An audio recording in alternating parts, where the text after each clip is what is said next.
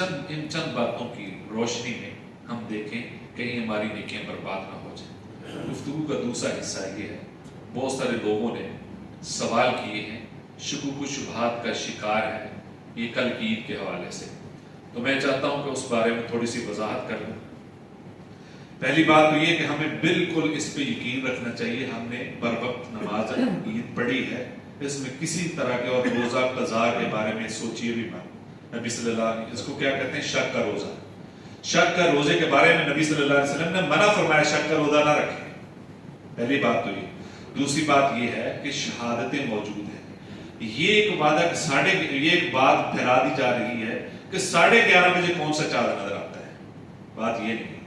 اس بات کو دیکھیں کہ گزشتہ سال فواد چودھری نے جو بیان دیا تھا وہ اتفاقاً سچ ہو گیا تھا۔ اب اس نے پہلے بیان دے رکھا ہے کہ 14 کو عید ہوگی، تو وہ لوگوں کے ذہن میں بات پختہ ہو چکی تھی، ہر ایک بالکل بے فکر تھا کہ عید 14 کو ہوگی، کیونکہ پچھلی بات اتفاقاً سچی ہو چکی تھی۔ اب جتنی وہ لوگوں کے ذہن میں یقینی بات تھی، اور خود بھی ظاہر بات ہے سارے اس بارے میں یقین ہو چکا تھا کہ یہ سائنسی سہولت موجود ہے، اس کے پیش نظر اس نے بات کی، لیکن بہرحال اللہ کے کاموں میں کبھی دخل نہیں ہوتا، اس نے اپنے حساب سے کیا۔ اور پنجاب میں کہیں نظر بھی نہیں آیا، پنجاب زونل کمیٹی نے کہہ دیا کہیں چاند نظر نہیں آیا، اور باقی وہ پاکستان کے حصے جو کہ سرحد کے قریب ہے، بلوچستان کے علاقے پشاور، وہاں پہ نظر آیا۔ اور ان لوگوں کی تصدیق، یاد رکھیں ساری گواہیاں عشاء سے پہلے آ چکی تھی، ساری گواہیاں عشاء سے پہلے آ چکی تھی، اور اس کے بعد اس بندے کی تصدیق میں وقت لگتا ہے کہ جس بندے، مثال کے طور پہ میں نے گواہی دی میں نے چاند دیکھا ہے، اب وہ اسلام آباد میں بیٹھے ہوں، وہ یہاں کے فیصل آباد کے ڈی سی او سے رابطہ کریں کہ یہ بندہ فلاں جگہ پہ رہتا ہے، یہ کون ہے، اس کی تصدیق کرتے ہوئے پھر وہاں کے لوگ جو دیندار ہیں ان سے رابطہ کیا جاتا ہے، یہ سچا بندہ ہے، یہ جھوٹ تو نہیں بول رہا ہے، ان کی باقاعدہ تصدیق ہوئی ہے، اس کے بعد شواہد میرے پاس بھی موجود ہے، ان کی ریکارڈنگ موجود ہے، کال ریکارڈنگ موجود ہے، جن کی گواہی اس میں شامل ہوئی ہے۔ تو ان گواہیوں کو پرکھتے ہوئے اور ان کی تصدیق کرتے ہوئے ان لوگوں کو جنہوں نے گواہی دی ہے، یہ اتنا وقت لگا ہے، اس لیے وقت لگا ہے وہ تصدیق زیادہ کرتے رہے، بات تو یہ پھیل چکی ہے۔ اب اس بات کو ظاہر بات ہے لوگوں کے لیے سرپرائز تھا، اس کو ختم کرنے کے لیے تصدیق اور زیادہ مضبوط چاہیے تھی، اس لیے وقت لگ گیا۔ دوسری بات 11:30 سے بھی پریشان نہیں ہونا چاہیے۔ نبی صلی اللہ علیہ وسلم کے دور میں ابو داؤد کی حدیث ہے، ایک بندہ صبح روزہ رکھ لیا تھا، سارا کچھ ہو گیا تھا، صبح آ کر اس نے بتایا کہ میں نے تو چاند دیکھا ہے۔ نبی صلی اللہ علیہ وسلم نے افطاری کروا دی، نماز ادا کی، کیونکہ وہ عید کی نماز سے پہلے۔ دوسری حدیث میں ہے ظہر کے بعد بندہ ایک آیا جنگلی، یعنی جنگلی سے مراد دیہاتوں میں سے بندہ آیا، اور ایک بندے نے آ کر نبی صلی اللہ علیہ وسلم سے کہا میں نے چاند دیکھا ہے۔ نبی صلی اللہ علیہ وسلم نے سب صحابہ سے کہا افطار کر لو۔